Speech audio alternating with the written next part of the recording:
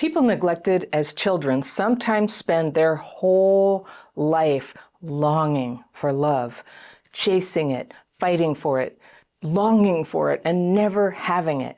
Not really. Because there's this huge maladaptation of feeling attracted to unavailable people. Now, people who are married and can't really be with you, but string you along, or people who flat out aren't into you, that's who I mean. And that neglect in childhood and the way your parents put you down, it makes you the perfect person for these unavailable partners to draw energy and self-esteem from. And in fact, they do. They take your energy and they take your self-esteem, and they get to have those things for themselves. And you know why it works? Because you think this is love. You think you can make this work. My letter today is from a woman I'll call Becky, and she writes, "Hi, Anna. I'm 53 years old. During the COVID lockdown, I had the chance to do some self-reflection and came to some hard truths. Got my pencil. I'm going to circle things I want to come back to on a second reading, but I'm just going to read through Becky's letter. Let's see what's going on and if I can help. I realized that my childhood had more of an impact on me than I thought. I feel a little silly writing to you as my childhood didn't involve a divorce, a parent taking off, etc. I was an only child and my parents stayed married. However, as I grew up, my father would frequently come up to my room and sit me down and tell me that I was in the way. This would usually follow my acting like a kid, playing too loud, leaving a toy out, or not wanting to go to church. I was also a sickly kid, and I remember him coming up to my room when I had pneumonia and telling me how much a pain in the ass I was. My mother let it happen. I'd tell her what he said, and she'd say I was exaggerating. I remember hearing my grandmother trying to convince my mother of how he was treating me, and she still didn't believe it. My parents argued frequently. I have a vivid memory of Mom telling him she wanted to go back to work, and he threw a glass coffee table into the TV. Oh, dear. I ran downstairs when I heard the crash, and he looked at me and said, "I'll never forget this. You have ruined our lives." I was 9. He also punched me in the jaw when I was in high school. Oh, dear. Over my life, I've had nothing but bad relationships. I'm divorced. I had serious relationships since then, but they all go the same way, more or less. I go into the relationship feeling confident and inevitably become all about the relationship. I don't set boundaries. I tolerate behavior I know other women wouldn't. In one relationship, I never met his family or friends, and he had a meltdown when I surprised him for a visit. But I stayed with him. I finally ended it a year later when I just couldn't stand it anymore. I tend to gravitate toward men who are unavailable for one reason or another. They're either emotionally unavailable or jerks who want a woman who doesn't put up a fuss. I fit that mold, I admit it, but I have never gone down the path that I'm on now. I met someone on a social media site. He's married. We began chatting often and became closer. Now there's some sexting, etc. Sexting, etc. I don't know what the other thing is.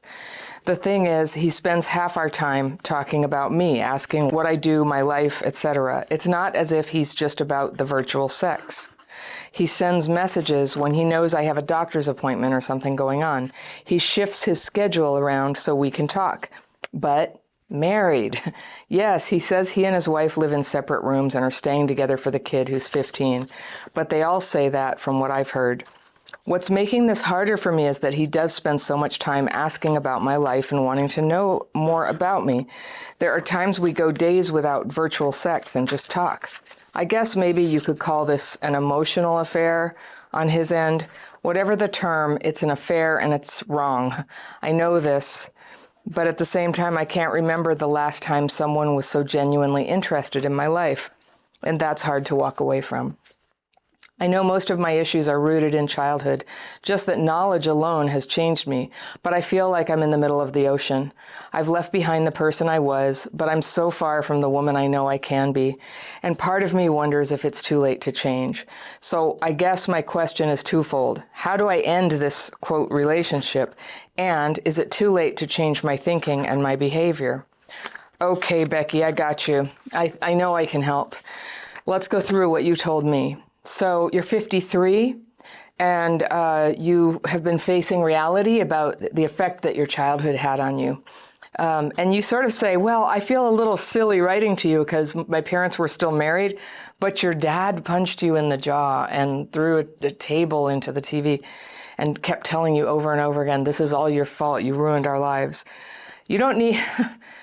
It's weird. I think you need this validated. You were abused. You were abused, Becky. That's a terrible thing to say, and it's not just physically abusive, it's emotionally abusive. To keep telling a kid that they're not wanted, that they're a mistake, is a terrible thing to do. How great it would have been if they had gotten divorced, because maybe you could have been protected from some of this. I'm so sorry your mom let it happen. She said you were exaggerating. That's a lot of times what abused partners do, and it's terrible. There's just no excuse for it, but it's common. It is common. So I assume she was involved in being abused as well, and that her behavior comports with that. I think also, like when a man is hurting your children, or when anybody is hurting your children, that you either have to take bold measures to cut that person out of your life and maybe call the cops, or you have to find a way to gloss over it and rationalize to yourself that it's actually fine. And that's what so many people here have gone through. Their parents didn't stand up for them. Their parents just were in a fog of denial about what was going on. And occasionally they apologize later, but the damage is done, right? May it never happen to anybody else again. Sadly, we just know it's common, and it is likely to happen to people. So they argued frequently. He threw the coffee table into the TV, punched you. And then you said in your life you've had nothing but bad relationships. You got divorced. You've had serious relationships since then, but they always go the same way, that you go in confident. That's really cool. So you're capable of being confident you. That's your reference point. And inevitably become all about the relationship. That is the trauma wound. With the insecurity just completely stuck in your face again and again by your dad and your mom's non-reaction to that, I'm not surprised at all that you become all about relationships. That is a deep primal need to feel safe when you're a kid. At any age, but when you're a kid especially, you're going to end up programmed to find security at any cost. And that's where that comes from, that just tolerating terrible treatment. So you said with this one relationship, you never met family and friends, so you surprised him for a visit, which I would say is, it sounds like you had a very understandable ulterior motive, which is to see what the hell's going on with this guy, and he had a meltdown, which means something was going on, but you stayed with him for a year, okay? And then you tend to gravitate towards men who are unavailable. You know what I love about you is you understand that you gravitate to them. What I hear so often from people is they believe that despite anything they're doing, they attract people like that. And it feels like a mystery. That's also a very common trauma symptom, but you are somewhere along the journey towards healing here, because you're just like, I gravitate towards. There it is. There is the nature of your problem.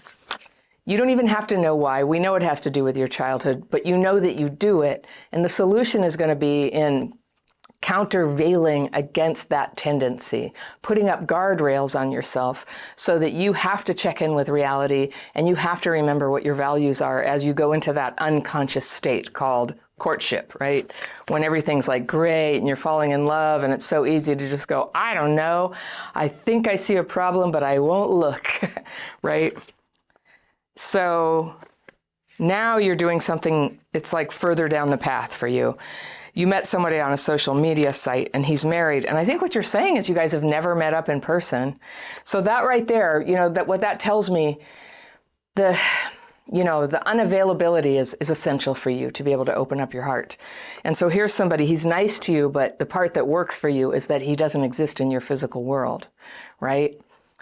Like right now where you are in your healing, you can't deal with somebody actually being a real person who's into you. That's okay, that's normal, and it can be healed, but that's what's going on. It's not like a mystery. It's that for you, that mystery feeling of like, I'm falling in love, I'm really attracted, that mystery feeling, it just comes in and gets your brain. It happens for those of us who were abused and neglected as kids on wrong people, where it matches something about the past. And that unavailability is the thing that is eroticized. That is what is exciting. and we don't want to admit it. We can't admit it. It's not really what we want. We go through a lot of pain that they won't be with us, right? But that's what it is. It's eroticized abandonment and rejection. So what you love about this guy is he spends half the time talking about you, asking what you do, and so you're saying it's not just about the virtual sex. And I would just venture to say it is just about the virtual sex, and he would not be doing this to you if he really cared about you, is involving you and wrapping you up and seducing you. So somebody who wants to have, an illicit affair or doing it online, who's going to do all the work of making it happen, they are likely to use strategies that they're picking up from what you say. And probably a person does not have to get to know you well to find out that you've never been loved properly, that you're sad because nobody ever asks you about your day, that you're by yourself with that people have let you down in that department. So, I'm just going to tell you, that's a really easy in for somebody to go in and say, I'm asking you about your day, I'm caring about you. But I just want to repeat, somebody who is tying up all your emotional energy so that they can take it while they're married is not your friend. They are not your friend. They are not caring for you. They are deceiving you, and they're deceiving their wife. And yes, the story about how it's so unhappy, etc., but they still live together. It's the oldest story in the book. All right. There's just lots of this out there. Anybody who wants to can have an affair with a married person who plays this game. And so for some people, the foreplay is going to be some kind of sexual thing. For some people, it's going to be, how was your day? Did your doctor's appointment go okay? Oh, that's what makes your trust fly open and go, there, I trust you. You can be in my life. So I'm just... You sent it to me, and I think you know this on some level, and you knew I was going to call it out and be like, this is not love. And it's also, by the way, not an emotional affair. It's more than that, but yes, it includes emotional affair. And just because you guys have never met, it's a sinister kind of thing where, with phone sex, it is a physical affair. I mean, how would anybody feel if they caught their spouse doing this, right? If you're in a monogamous relationship, this would be devastating to the relationship. It's a terrible betrayal. And I'm just calling you out, Becky. You're part of the betrayal. Even if you've never met this woman, even if you want to believe she's as bad as he says, you are hurting her. And when you do that, I'm not like this huge believer in karma, but I just know for a fact, if you go around hurting people, your life is not going to go well. It's not going to go well. If you want to have a happy relationship, you have to be a person who supports, endorses, and upholds other people's relationships so they can be happy too. You can't steal this from people and be happy. It never works, all right? Okay, so he asks about you.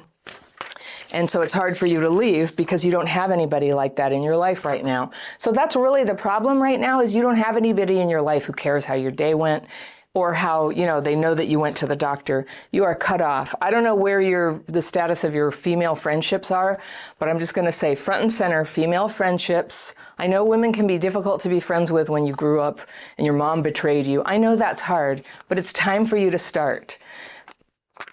As a straight woman, your female friends are people who can love you and care about your day and be there with you and hang out on Saturday. And you do not have to contort yourself into somebody who tolerates terrible stuff from a guy. And that's a very simple rule, but I tell it to everybody again and again. Make friends, have friends who you can see on Saturday night. If you don't have friends, one really good place to start is in 12-step meetings. I talk about them a lot, but they're there in most communities. If you can't find them in person, you can find them online. I do think that seeing people in person is vital. It's really important, but starting online is a good thing. And there you can get a little recovery to figure out how you're going to find real life friends in your life. I just want to give this pitch about 12-step recovery. Go to 6 different meetings to see which one's for you, or if that particular 12-step focus is for you, like if it's Al-Anon or Codependence Anonymous or ACA, Adult Children of Alcoholics and Other Dysfunctional Families, or for anybody who, if you have a problem with alcohol, Alcoholics Anonymous, It's the bomb. Narcotics Anonymous, Sex and Love Addicts Anonymous, Debtors Anonymous. There's a lot of fellowships where people come together for the purpose of supporting each other in healing. And heal they do. Now, if you go to those meetings, you might have a bad experience and go, well, I met this one person and he hit on me, or this other person was really mean. Well, of course, if you go into any human gathering, there's going to be some of that, and especially if the human gathering is of people who are very, very wounded. So that's why if you really want to heal, you become vigilant about who are the people who are really working a 12-step program, and is there a woman who you really like what she has and you would like her to mentor you in the 12 steps, and ask her if she will sponsor you. And if she says yes, then don't beat around the bush, just find out how she teaches people to do what she did. There's no money involved. Nobody can sleep their way to the top here. So it's really about, like, you find people willing to show you how they did it, and then you take their advice to the best of your ability. And if you realize, oh, I don't like this person, you very politely end that sponsorship relationship and then find another one. It's so important to have a sponsor and to have somebody to show you how to do it. A lot of people go and just hang out, or their therapist says, oh, you can go there and use it as a support group. But that's not really what it is. It's a collection of people who are there to work the 12-step program, and they support each other in doing that. So if you go to a meeting and everybody's just sitting around talking about problems of the day and they're not talking about the program of recovery, I would recommend keep going, find a different meeting. There's not going to be a lot of progress there. And I've been to 12-step meetings, thousands of them, for like 25 plus years. And so I know the pattern, and that's that you can't help but heal when you're around people who take it seriously. So I wish you luck with that. So your question, how do I end the relationship? So what you do is you send a note, don't have a, voice chat or anything, nothing like that, and just say, I've been thinking about it and working on myself, and I realize this relationship is really not healthy for me. I need to end it. I wish you the best. Goodbye. Boom. And in this case, block. In this case, you owe this person nothing. And blocking is how you're going to avoid seeing them and dealing with them trying to persuade you to come back and keep giving them free energy, to make their marriage exciting, which is basically what's going on there.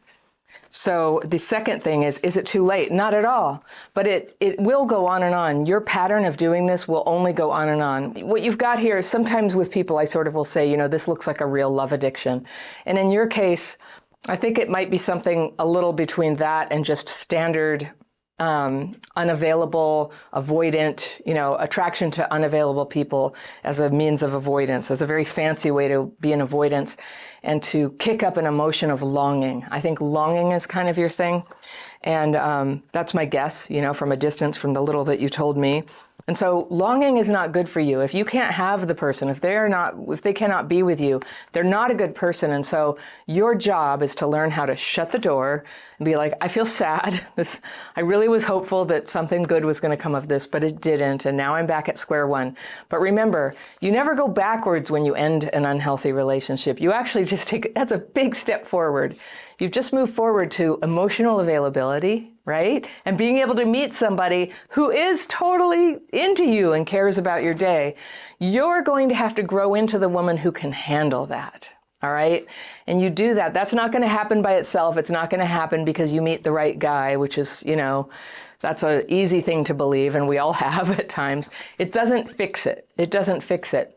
So the wound that you're carrying around from childhood, people go, you need to heal your trauma. And they say that like it's so easy. It's not so easy.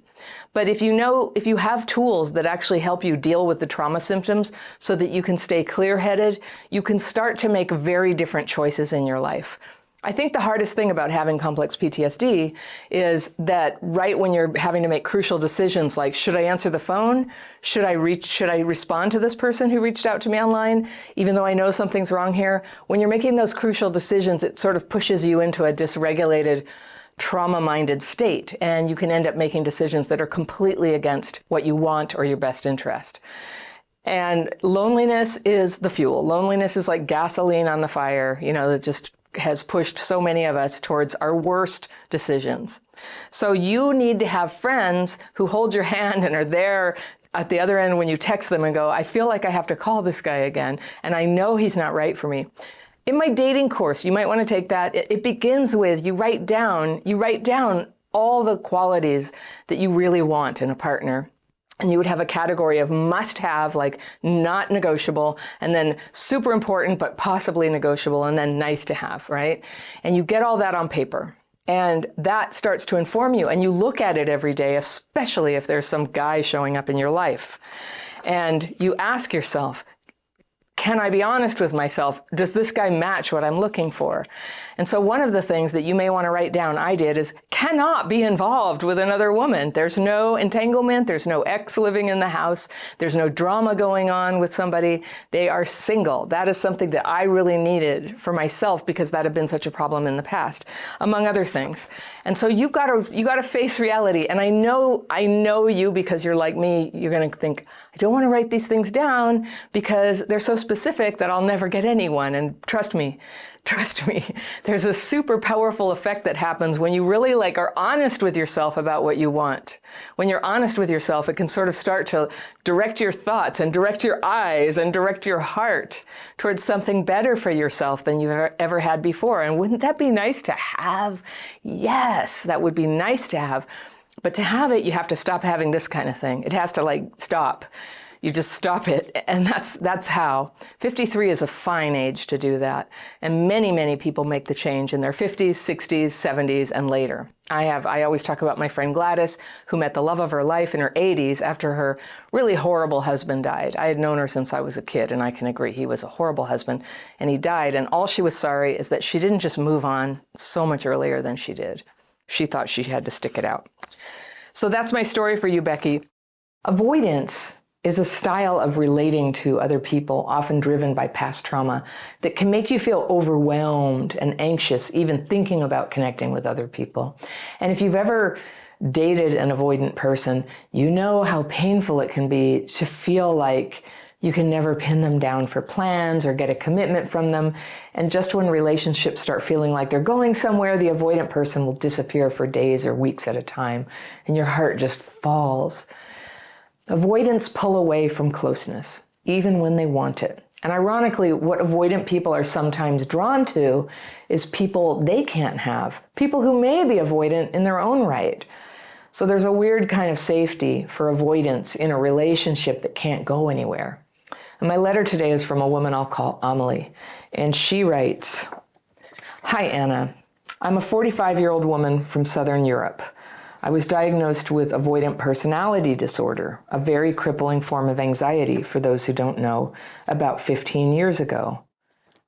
All right, I've got my fairy pencil. So avoidant personality disorder, I don't diagnose it, but I know what it is, and it's a more concrete diagnosis of symptoms that sometimes show up just as avoidant tendencies. So whether you have tendencies or you're in a relationship with one, you're going to want to watch this video. So she was diagnosed 15 years ago, and she says, although the first symptoms became apparent when I was a teenager, even as a child, I already felt different. She says, as an aside, my father was an avoidant as well, and my mother has extreme anxiety. Okay. Since my father was hardly present during my bringing up, my mother passed her neurosis, her abandonment and rejection issues onto me. To this day, I live with them. I have no partner, no children, and I've just recently got a temporary job after years and years of not working. And we've always had some codependency issues. I live alone in a different city for just 5 years. I believe that may be the reason that the few and far between relationships, if they can be called that, I've had along the years have all been with emotionally unavailable men. The most recent began last year. After a long time, it felt absolutely wonderful, though overwhelming. I met him through a group on Facebook. He seemed to be interested in me, and when we finally met, there was a deep connection. However, I knew he had a girlfriend and a 10-year relationship, even though apparently they had been going through a crisis the last months. Famous. That's what they say. Okay. So the next thing I did was wait. I sent him a friend request on Facebook. I waited a little in case he sent it to me, which didn't happen. And for someone like me, that required quite a lot of courage. I was about to accept that since he was already attached, nothing would happen, and maybe I had misinterpreted his signals, although I was sure I wasn't wrong, when he suddenly started flirting with me more actively. I thought, well, maybe he's broken up with his girlfriend, so I'll take my chances. I passed him my phone number and we started texting each other. He always said that I could go and visit him whenever I wanted, so I set a date. We met him at the same bar we'd met the first time, and then we went to his place and slept together. It was amazing, and he said he wanted to see me again soon. I was smitten, especially because he was very affectionate, and I had never experienced that with any other man in my life. I felt I didn't have to hold myself with him, so to speak. In the following weeks, I asked him at least 3 times to meet again, but he always said he couldn't. So I stopped texting for a week and finally asked him if he had been sincere when he said that he liked me a lot and wanted us to meet again, because I was getting really confused. This is always the word that shows up in denial about something that's wrong, you know? I see it again and again in these half-love relationships. Okay. I was getting really confused by his attitude. And then he told me about his ex-girlfriend. Ex-girlfriend? Apparently she was struggling with substance addiction and he was trying to help her get over it. Oh, a few red flags flying here. I won't go into details about the last time I saw him during that period, but he said he had to focus on her for a time being and he couldn't see me anymore.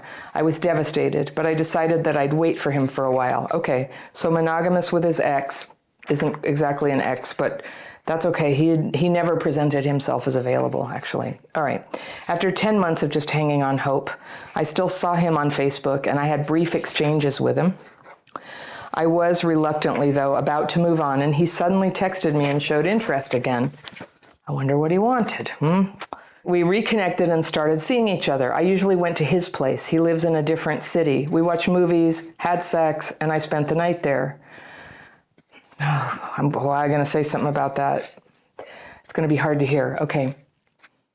This went on irregularly, and it stressed me out, and I never knew when to text, when to tell him I wanted to see him.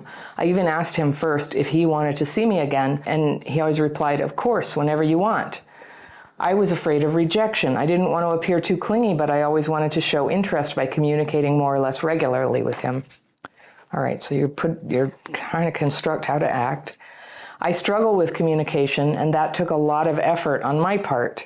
As an avoidant, I can spend months without replying to my friends' texts when I'm at my worst, and I felt that the way he communicated with me was a bit erratic. He once told me he might have ADHD, though, so I wasn't sure.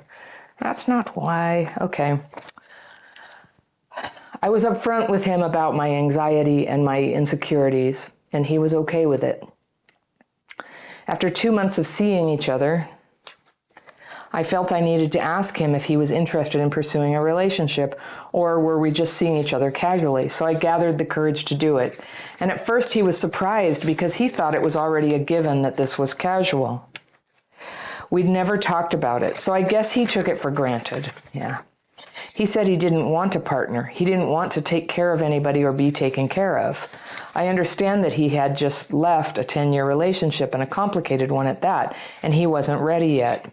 So I asked if he didn't want a partner for the time being, or like ever, and he said never. And since he wanted to be a father, he was even considering having kids on his own. I thought he was maybe just not into you, but that's where I was like, oh, that's an avoidant plan. Okay. I cried, he comforted me, and we talked a lot. And I asked him if he would go back to his ex-girlfriend, from whom, after all, he was apart due to circumstances more than anything else. He said probably not, but he wasn't really sure of anything, and her parents have asked him to go back to her. Oh, well. You know, I think there's a lot to the story there with him that he didn't tell you. He looked genuinely upset because he realized we may not see each other again, and he said he really liked me. He considered me a friend. He liked being with me, and I said I needed to think about it, and I was exhausted because I invested so much in this, and I guess I needed rest. Yeah. A month has passed since the last time we saw each other. We sent each other a couple of messages the first week, and during this time I've focused on looking for a job, and I found a job. He congratulated me for that, by the way, a temporary one, but struggling with avoidant personality disorder, that's a small victory. I didn't go on Facebook because I didn't want to be expecting to see any post or comment by him as I'd been doing for the last year. However, I missed him a lot, and I'm not sure I made the right decision. Even if temporarily, I believe it was necessary, at least to lower my high levels of anxiety. Okay, we're going to talk about what is that anxiety in a minute. I realize I've put lots of expectations on this relationship and person, but above all, I've put high expectations on me. I put a lot of pressure on myself.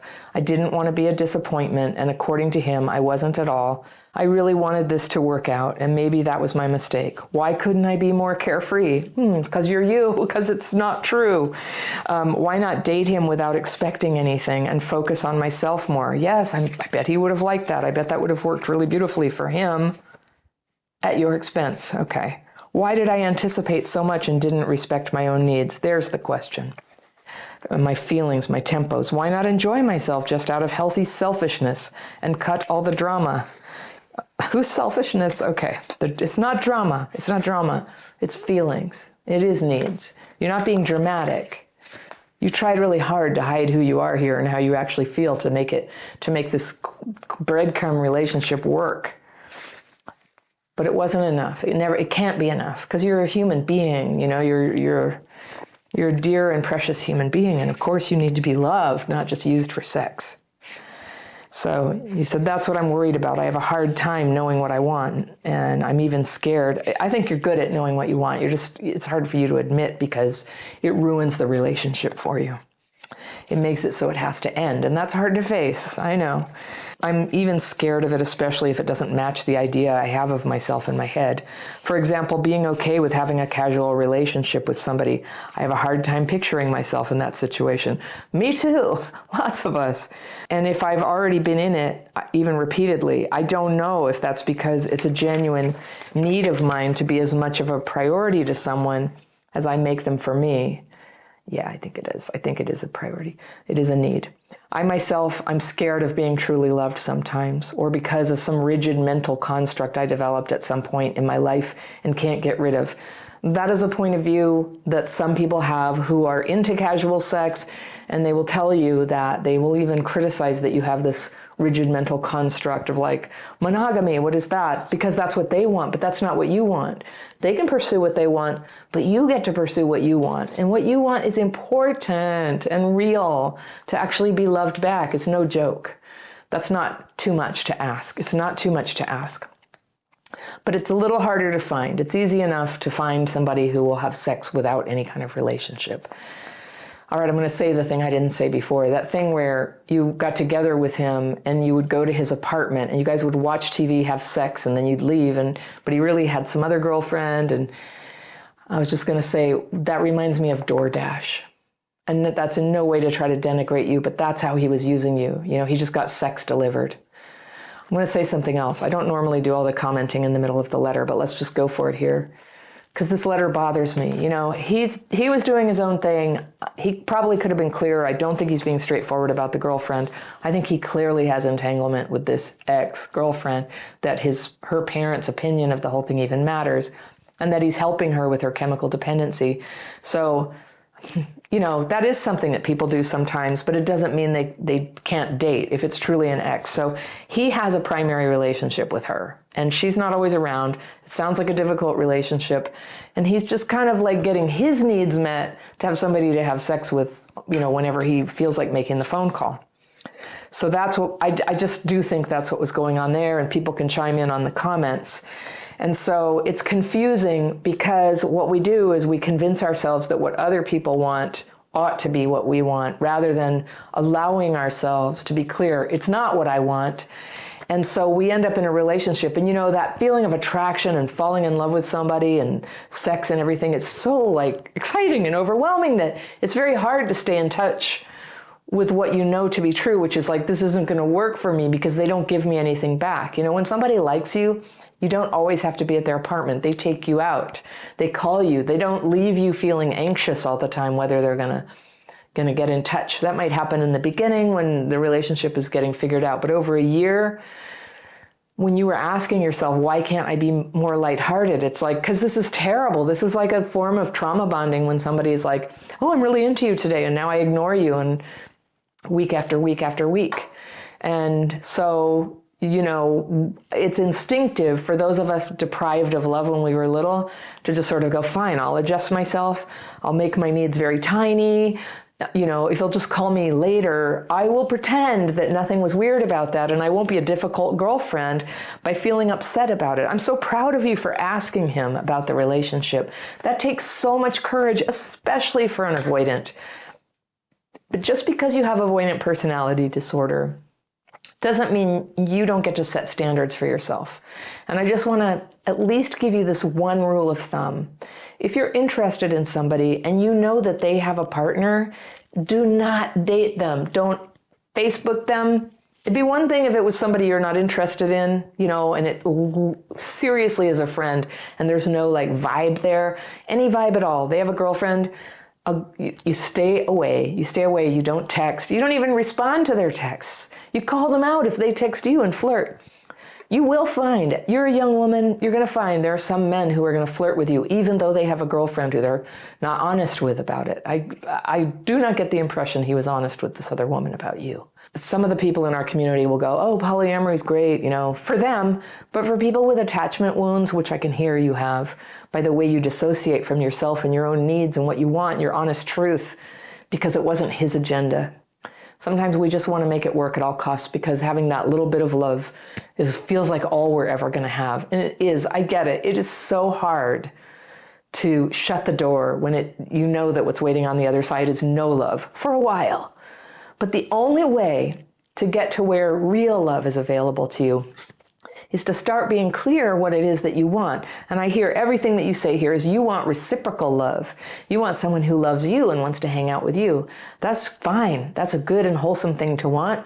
I encourage you, embrace it, own it, claim it, put it out there. That's what you want. And then when you're clear about that, if you take my dating course, the first thing you do is write all this down. You write it down so you can't go in denial about it. If you start getting confused about somebody's behavior, just test out my hypothesis. It's denial. You're not confused. It's like you're in cognitive dissonance because it's hard to let in that the way they're treating you is not like somebody who likes you. And so instead of facing that and being disappointed and having to end it, we'll get confused. So I see this over and over again. Being crappy childhood fairy, I have a unique perspective on the patterns that I never would have noticed in regular life before people sent me all these letters, but that's what I see. I'm confused. And it's this type of relationship that throws people into it. So that's why I'm here to go, I don't think it's confusing. He is not looking for a relationship. You're trying to fit yourself to that. You don't want to lose him. You're trying to see if you can take everything that you want in life and throw it away and match what he wants. So at least you can, get a phone call every few weeks for sex. And I just think if you do that, not only will the whole period of time you're engaged in that block you from meeting somebody appropriate, it'll keep you from growing into somebody who can meet somebody who loves you back. It'll keep you getting hurt and hurt and hurt. And when you keep getting hurt like that, it takes something away from you. It's more to heal in the future. You get your heart broken once, you end up doing stuff that's against your own values one time. There's this much hurt. You bounce back, you try again. But if you keep doing this pattern, it takes it out of you till it's just harder and harder to come back. I don't think it's ever too late for anybody. I don't want to, take away hope from anybody. You can always change, but it takes a great deal of commitment. And sometimes, we just can't love ourselves yet. We don't really have that self-respect yet. But where that self-love and self-respect comes from is from doing self-loving and self-respecting actions that can be defined by others. So I don't know, you might want to take my dating course. You might want to be in some kind of group with other women who are working on how they have relationships. I don't know if there's stuff for other women who have avoidant personality disorder. maybe that's a hard thing, is to get a bunch of avoidants together in the same room. But you could go to a 12-step group and adult children of alcoholics and other dysfunctional families, or Sex and Love Addicts Anonymous for people who struggle with boundaries in relationships. You could do that. Stick with the women. Find people who you respect and you can be honest with, so that when you start to have a dilemma next time when you meet somebody new, or you need help breaking up with this one in a way that feels complete to you, you have people who are with you. You're shoulder to shoulder figuring it out together. Together we can figure out a lot. By ourselves, the trauma will kick in and guide our thinking. For people who were neglected as children, there's this very damaging tendency to fall in love, but with the wrong people. People who are married, people who are so far away the whole relationship is online, people who are not into you. And if you're very, very early in the healing process, it will seem like unavailable people just seem to find you, that these sad and unfulfilling emotional attachments that have filled your life just happen to you. But the truth is both wonderful and hard to hear. You attach to those people because that's what you're attracted to. Our attachments were shaped when we were tiny children. We can't help it. But just because you're attracted to a person who is trouble for you doesn't mean you have to attach to them. My letter today is from a woman I'll call Avery, and she writes, "Dear Anna, I consider myself fairly accomplished and functional in all areas of life apart from the desert of my love life." I've got my fairy pencil here, and I'm going to circle things that I want to come back to on a second reading, but let's go through and see what's going on for Avery. She says, "I'm 40 and I have had only one complete relationship, and even that one did not last even a year. I did have several deep platonic connections with people who were unavailable, and I have been trying to figure out why this was happening. When I first fell for a married man, a coworker, 10 years ago, I did not see the pattern. I did see a connection like I had never had before. We never crossed the line. For most of the time, I actually managed to not think about him actively because we didn't talk too often anyway. Holding hands happened once while he was driving me home from a business gathering. After that, I went a bit crazy in my head, but nothing else happened. We had some connection in the years that followed, but it eventually stopped. Cheating was never an option for me, and I believe for him, neither. He was always happy to see me, but avoided being alone with me." Okay. "But there were 2 to 3 years from our meeting until we broke all contact, during which I did not date anyone. When I accidentally met a man from America online," and she says she's from Eastern Europe, "I did not see the pattern either. On the contrary, my urge to, after a couple of months of chatting, visit him and find out in real life what this was all about made me feel certain that there was no internal sabotage present and that I was pursuing something real. But when I met him live, I realized that he was not emotionally available. He was traumatized, scared of expectations. Uh-oh, ding, ding. Responsibility, commitment, oh yeah.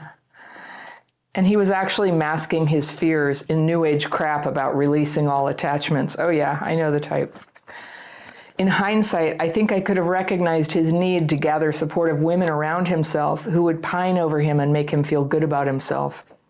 Being there, we had a wonderful time while struggling between friendship and maybe something more. Of course, after I came back home, there was not much that we could do, even though at first we tried to keep in touch. But it took me a couple of years again to move on from the experience emotionally." So there it is again, like a multi-year gap between these unfulfilling relationships. When I met another married coworker, a great platonic relationship again, only then it hit me that it was a pattern after all. This time, the relationship really grew into a friendship, though we had moments of what I found online is called a work spouse dynamic, even though we talked pretty openly about our relationship, which might have gone a different way were the circumstances different, and an affair was never an option. It took me 2 to 3 years again to gather myself and stop having the false sense of having a partner while only compensating through the connection with him. In the end, I did manage to grow indifferent to him in this sense and to remain coworkers and friends without compensation. To sum up, in the past 10 years, I had no sustainable love situation, she says. Meanwhile, I turned 40, and all along I've been doing therapy, but never managed to find a clear cause of this pattern. I don't know what you talked about. I seem to be just fine. I actually rarely meet available and likable men close to my age, so I even considered the mentality of my region to be not compatible with me, but maybe I'm overthinking. To my background, I have grown up with a strong, dedicated mom and an irrational dad, prone to sudden outbursts of rage. Rage plays a role in a lot of these stories where people can't connect. I remember him being predominantly verbally abusive, even though I know that he used to attack my mom physically as well. Oh, honey. I have very few memories of that. My mom managed to create a family inside our family to take us kids in and somehow give us stability in spite of our dad. Oh, interesting. Like the secret family within a family, sort of like the secret relationship within the workplace. I could see how those compartments were set up for you. I don't like to analyze too much about the past, therefore the present, because really what matters is what you do now, but I can see that. Sure, when Dad was around, we had to walk on eggshells, never knowing what would trigger him next, but we did it all together. We had each other. We were a team. And Mom's team is one of reason, so we grew up as a really rational and intellectual. Dad's irrationality was the polar opposite, so emotions got somehow banned in our psyches to some extent. So I think what you're saying is it got easy to talk yourself into tolerating a relationship that was unfulfilling. As a naturally highly emotional person, I grew up truly confused about myself, and in the end had to learn to connect my rationality and emotions. I did not date at all until I was 27. Wow. And I'm sure that this has something to do with the dynamic in my family. My siblings did not have any relationships while growing up either. Okay, so maybe you were masking through that. My wish is to find a real relationship, a loving partner, to become a mother. Okay, not to waste any second more on fantasies. I know I do need this deep connection. I do need friendship as a base before developing any feelings towards a person. I'm going to talk about that. I don't think that's true. I'm not a person who can fall in love on the first or second or even third sight. I have to get to know the person first, to get to trust him like I could not trust my dad. Oh, okay. So you do know that about yourself. What I would like to know from you most of all is whether you have any experience with symptoms like mine, and what would your take on it be? I really appreciate your point of view in all the videos that I've seen so far. Okay, and that's Avery. Thank you, Avery. Yes, this is really common for people who are traumatized, and your trauma, I'm so sorry, that just wasn't good. There's an absolute explanation why this is hard for you and why you're reluctant. And so I guess I'll start at, you want to get married and have a child, and you don't have a minute to waste. And so, as you know, there's no guarantee that this can happen in time, but I'm all for you giving it a try. And I would love for you to end up married. And however you end up having a child, whether it's naturally or through adoption, I want that for you. That's your heart's desire. So let's assume that's where you belong. You have all this stuff in the way, some trauma-driven behavior, which is that you have trouble detecting when all your emotional and romantic energy is going into somebody who cannot return it, will not return it. And you've done this again, and it takes so much out of you that you end up with these like 3-year pauses, 2 to 3 year pauses, before you get feelings for somebody again. So the practical way that many people handle this, I have a relative who did this, is you get very clear about what you want. I did that. I had one terrible relationship after another, and when everything changed for me, the first step that launched the change for me was that I got very, very clear about what I wanted. It has to be somebody who is not married, not in a relationship, is looking for marriage, does want to have children. And you get to put that out about yourself quite early. It's one thing when people are like 17 and dating where it's just a date, but at your stage of life, this is something to put out there. And there are good people who are looking for the same thing. I think, when we're a little older than the age when people normally get together to form a family, that some of the good people are taken, it's true, but some of the good people have just returned to being available. And some of them, like you, haven't had a secure long-term relationship yet because maybe something was in the way, but like you, they're working on themselves. So many good things are possible, but it's time to eliminate all things that are not that.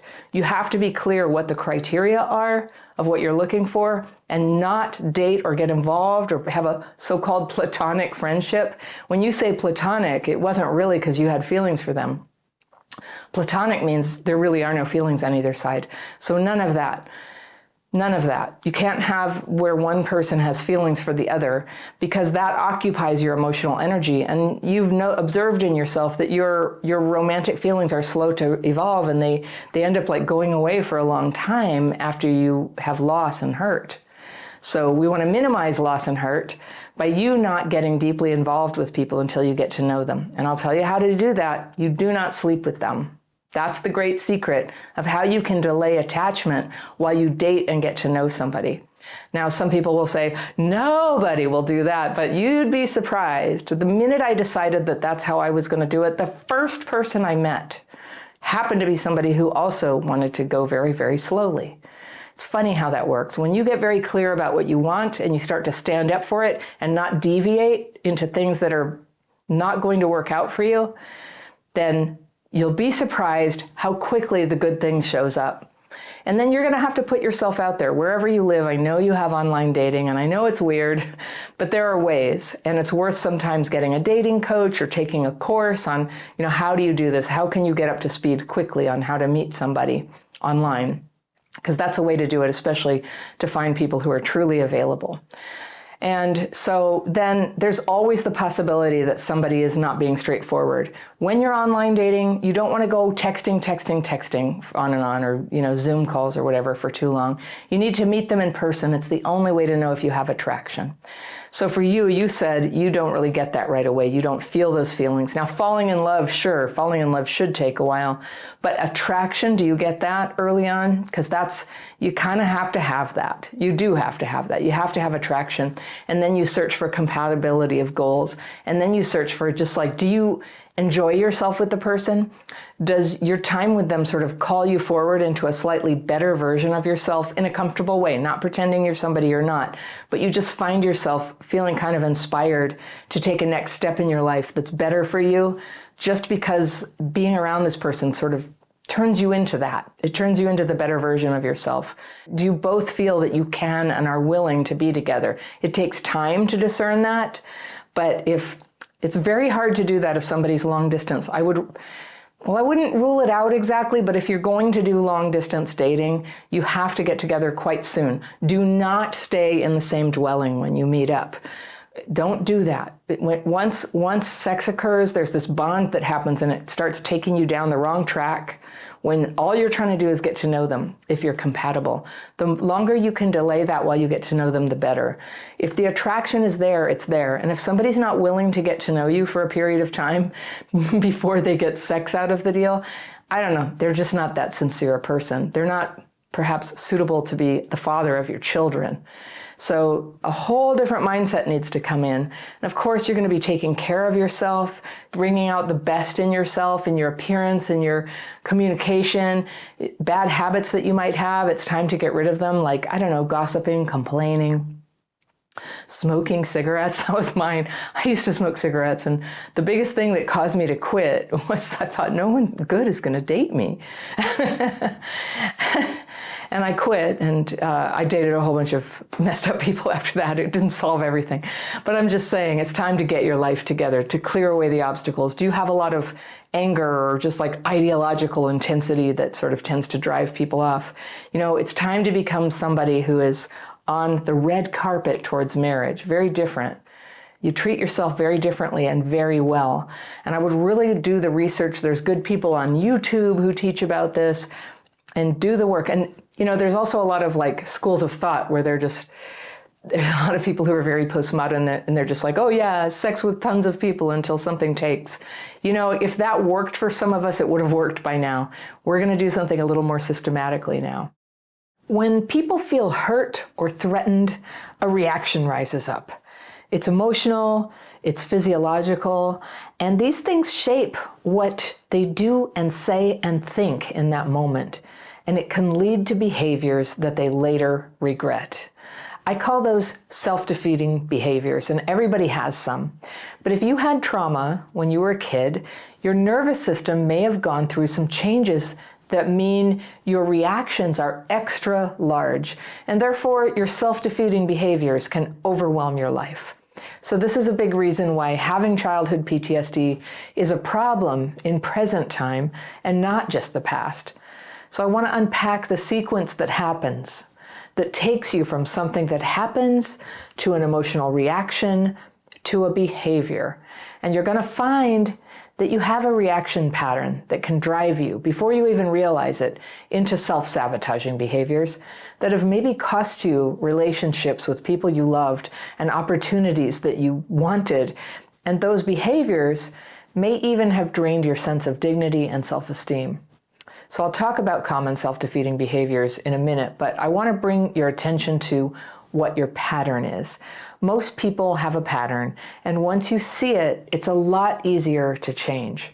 So let's take this process. Something happens, your reaction pattern kicks in, and out comes the behavior, right? So step by step, the process starts with a trigger, way over here, a trigger. And when I say trigger, I don't mean the conventional social media use of the word trigger, where it means that something made you angry or upset.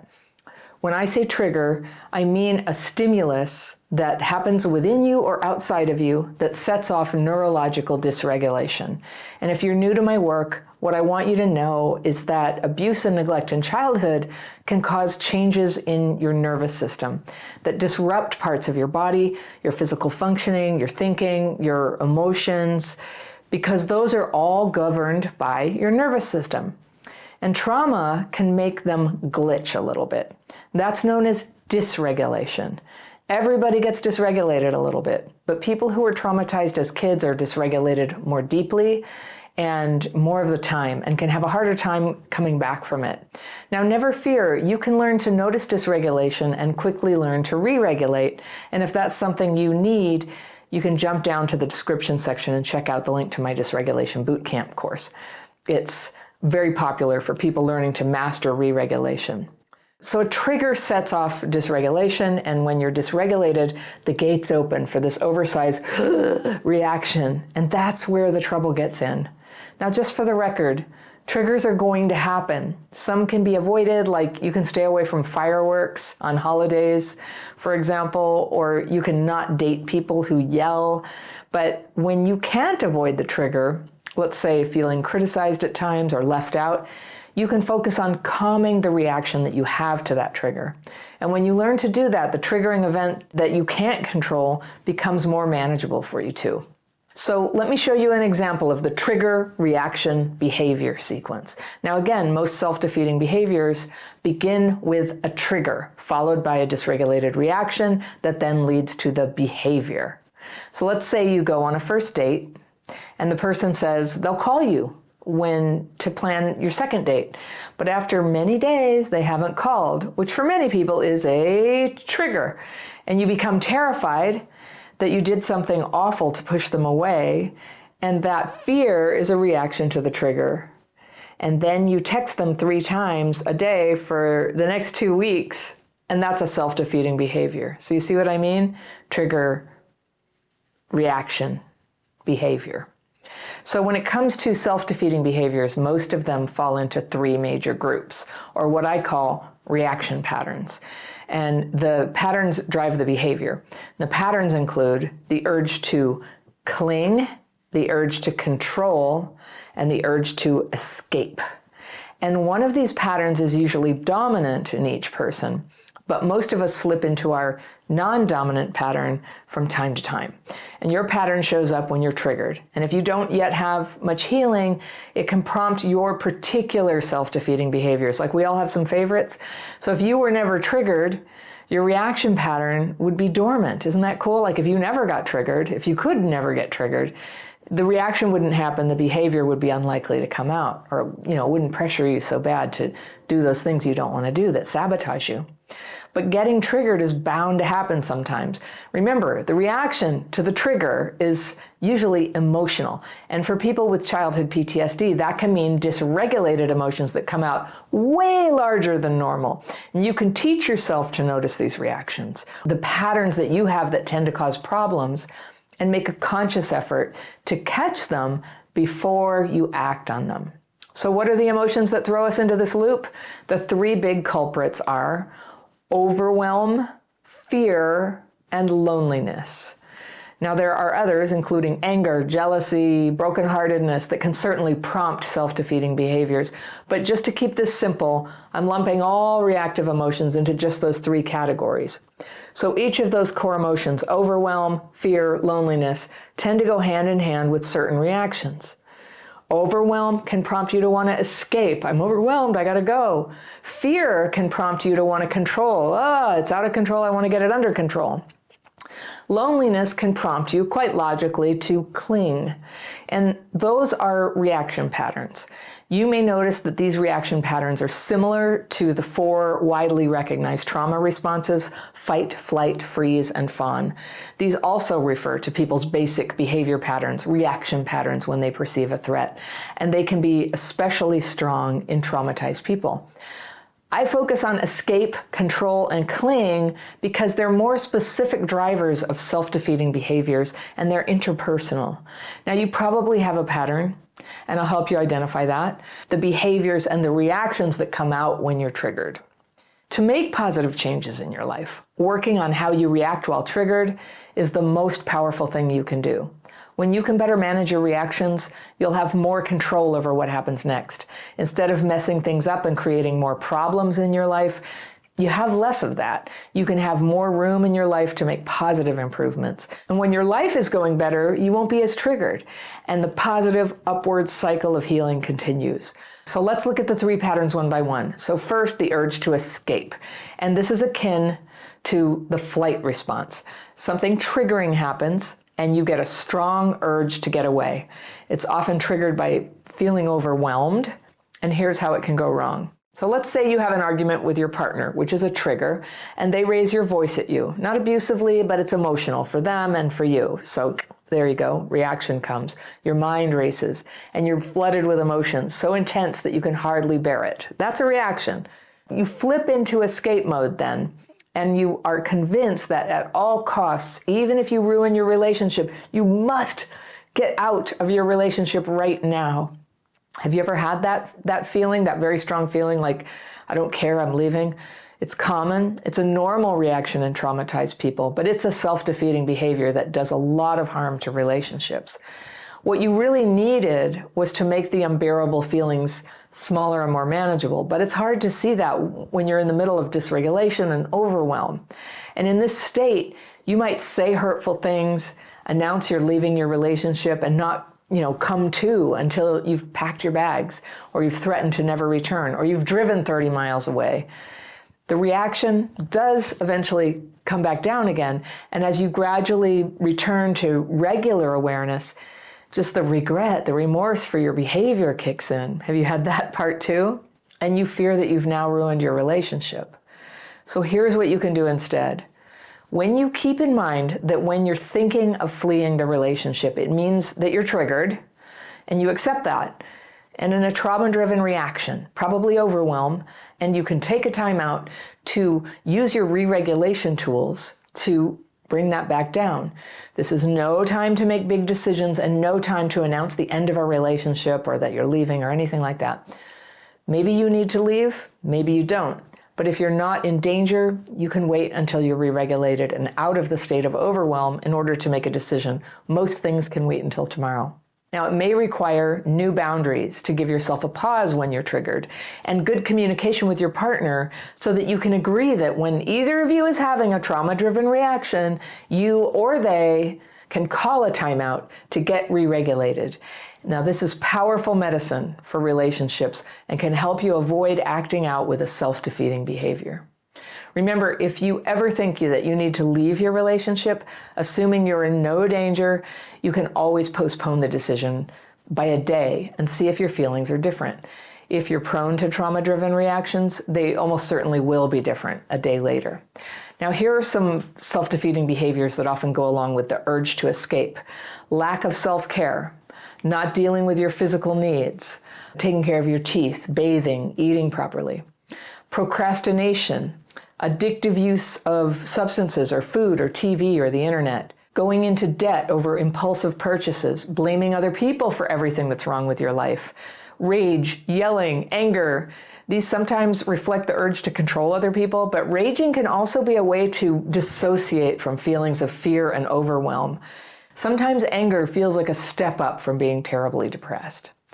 Also, another sign is fantasy, including dreams of becoming rich and famous, romantic obsession, limerence, which is an addictive obsession for someone that you can't have, avoidance, fleeing relationships, or taking space when things get hard, but not working to mend the problem underneath, refusing to make plans or promises for the future with people who are counting on you. There's also mini avoidance, which includes not returning calls and texts promptly or flaking out on plans. Now let's talk about another reaction pattern, and let's talk about control.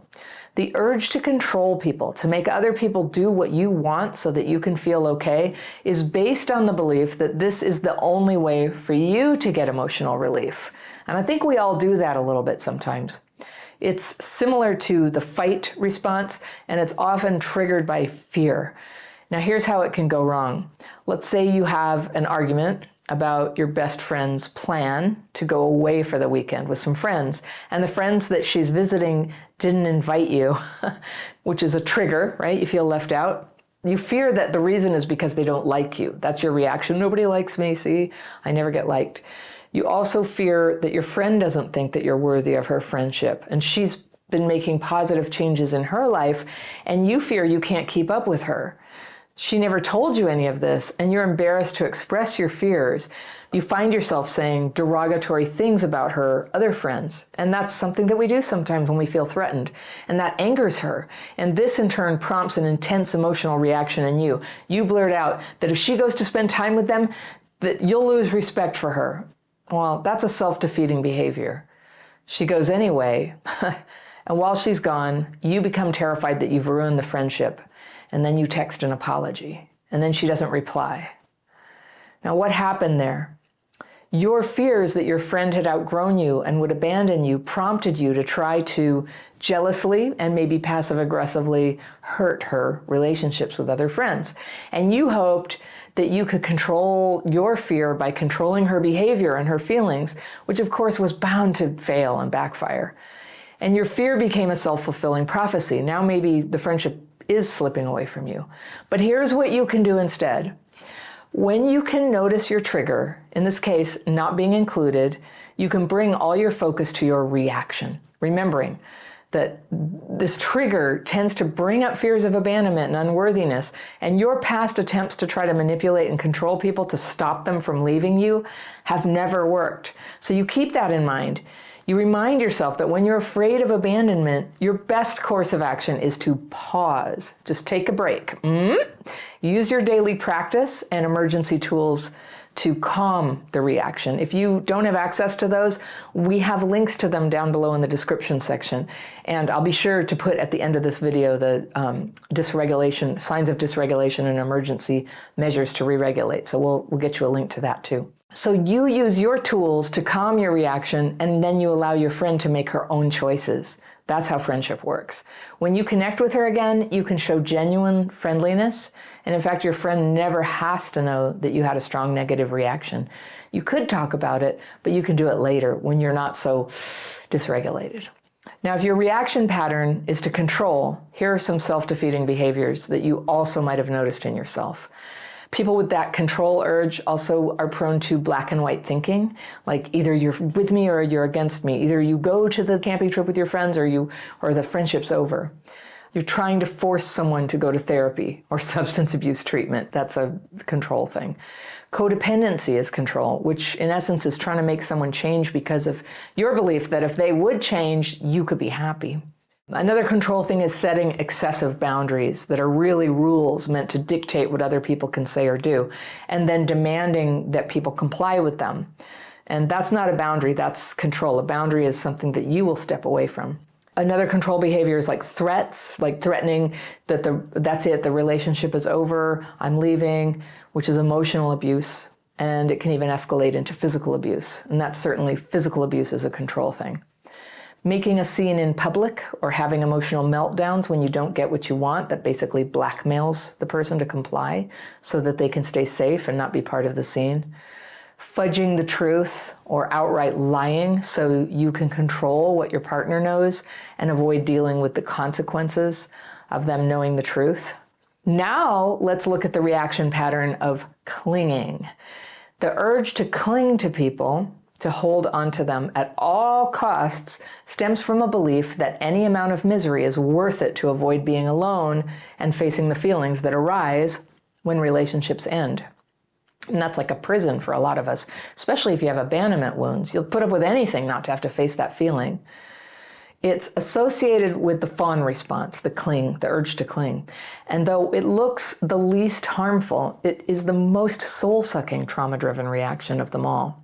So let's say you've fallen in love with somebody, a guy you've been hanging out with as friends for a month or so, and you don't want to push it, but you believe that he will eventually say something to make it clear that yes, you are dating. And then one day he casually mentions he's seeing someone. Trigger, sets off dysregulation, right? You're devastated. And it's as if your whole world just died. You've been waiting for a long time for him to sort of validate what you hoped for. And now you're ashamed that you ever thought that he was into you. And here we are, we're in reaction land now, trigger, reaction. So you push down your feelings, you smile, you pretend to be happy for him. And he then asks you, if you mind, if he brings his girlfriend to the movie that the two of you were planning to see that night. And instead of canceling the plan or telling him that you feel misled and hurt, you pretend you're looking forward to meeting her and go to the movies with them, which is a self-defeating behavior that we call being cool girl. You feel that leaving or saying something will only ruin the friendship with him, and anything is better than that for you when you have that kind of emotional pain that you're afraid of being left. You feel that going to the movie is better than being alone. So here's what you can do instead. Because you know this trigger, rejection, is hard for you, and in the past has driven you to abandon yourself, lying about your feelings, and playing a role that brings you more pain and humiliation just to save the friendship. The thought of leaving this relationship sounds unbearable to you, so you can remind yourself that pretending to be just friends has always kept you alone and sad. Non-reciprocal friendships take up the space where a partner or friends could be, so it guarantees that you'll stay alone and sad. During alone time, you can practice doing things that give you joy so that the failure of any one relationship really can't ruin your life. You can also take steps to make new friends with an explicit aim to be yourself with them. Be yourself and see how it goes. You may need to remind yourself every day that hiding who you are and how you feel has never made you happy. And the only people who will ever really know and love you are the ones who love the real you. So how do you know if your reaction pattern is clinging? Here are some signs. You stay in bad relationships where you're mistreated or you're just miserable. You stay in a terrible job where you're not fulfilled and you're not earning the money that you could if you changed jobs. You pretend to be a friend when you are in love with someone just to keep the relationship going. You pretend that you're cool with staying friends with an ex or with being one of several sex partners of theirs when what you want is to be with them monogamously. Holding on to a fantasy that someone will one day come around and reciprocate your feelings, but you avoid actually talking to them about this, usually because you already know they would not reciprocate and your intense feelings would make them uncomfortable, so you stay silent.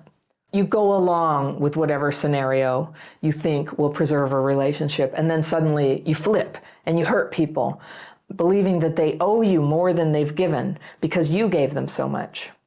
Now, this is the clinging pattern, and healing from it, just like all the other ones, is a step-by-step process of building up the capacity to handle your emotions. And I know this doesn't come naturally to those of us who were traumatized as kids, but you can build it up like a muscle so that when triggers happen, and they will happen, you have space between how you feel and what you do. And this can make all the difference in your life.